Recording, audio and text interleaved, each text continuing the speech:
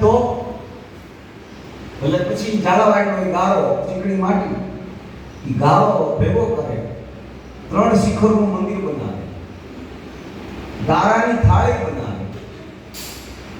ત્યાં પછી કોઈ વગડાની મારી કોઈ કાંઈ એવો દીવો કે વાઈટ કાંઈ ન મળે એટલે એક લાકડાનો ગમીનેથી બટકું લઈ અને એની અગરબત્તી બનાવે અને હાથમાં થાળી લઈ અને જનકબા આરતી ઉતારે. કે ત્યાં સુધી ઉતારે, ત્યાં સુધી ઉતારે, ત્યાં સુધી ઉતારે, એ થાળી છે ભાંગીને ભૂકો ન થઈ જાય ત્યાં સુધી આરતી ઉતારે અને પછી બેઠા બેઠા રોવે કે આ ભગવાને મારી થાળી ભાંગી નાખી એટલે હું એનું મંદિર ભાંગી નાખી. પછી મંદિર ભાગે, પછી મંદિર ભાગ્યા પછી પાછા રોવે મારું મંદિર તૂટી ગયું. ઈ કે મેં આ કંકોત્રી આપણે જે જનકબા ફેમાની તિથિ પ્રથમ ઉજવીને ભાઈ જયદીપભાઈ અને ઈ તિથિની માલિકો જે મંદિરનો ફોટો જોયો, ઈ ફોટો જોયા પછી આ બધી મને વાત કરતા હતા. એટલા માટે હું આપને કહું છું. અને ત્યારે એમને એટલું કીધું કે આવા 3 શિખરના મંદિર તો જનકબા તેથી બનાવતા હતા અને મેં કીધું તેથી બનાવતા હતા તેથી ગારાના બનાવતા હતા પણ બંધિયામાં આવ્યા પછી હાચા બનાવી કંઈક તોડી નાખ્યા છે. ભલામણ એના દાખલા છે. આ કોઈ કઈ ન શકે, કોઈ હમ ડગલું ન મંડાય કારણ કે ભજનનો પ્રતાપ છે, ભજનની કઈક તાકાત છે.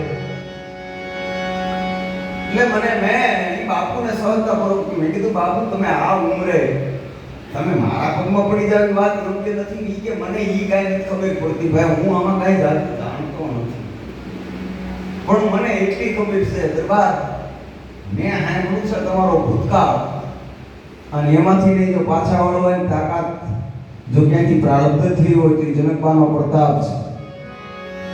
એને નમન છે, એને વંદન છે યાર. એટલે બહુ વિચારવા જેવું છે જયદીપભાઈ કે આ જગ્યાએ 11નો મહિપત હતો ને એનો ઈ મહિપત હોત તો કોઈ પગમાં પડવાનું આવે. આ જનકબા આપણી એટલે બાકી કોઈની તાકાત નથી. દોષ પોતાના પ્રગટ કરી પછી સમરે શ્રી રણછોડ.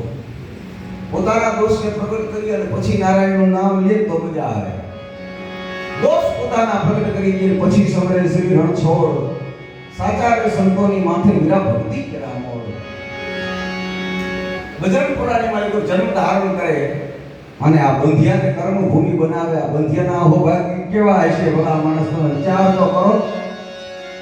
આજ આપણે એના સાનિધ્યની માલિકો આપણે રૂપાદે માલદે લાખો રોયણ જેસલ તોરલ આ બધા મહાપુરુષોની વાતો સાંભળી છે. ગંગા સતીબા રૂપાદે માલદે આ બધાની વાતો આપણે સાંભળી છે, પ્રત્યક્ષ જોયા નથી પણ ઈના દર્શન જો કે કરવા હોય એવા જો કે દર્શન કરવા હોય, અતિરેક નથી કરતો, એવા જ જો દર્શન કરવા હોય તો આપણને અત્યારે અહેસાસ થાય. આજે એમનો પંચભૂતનો મહાદેવ ચેતન સમાધિની માલિકો સમાધિ થયા પછી પણ જો સમાધિ પડકારા કરતી હોય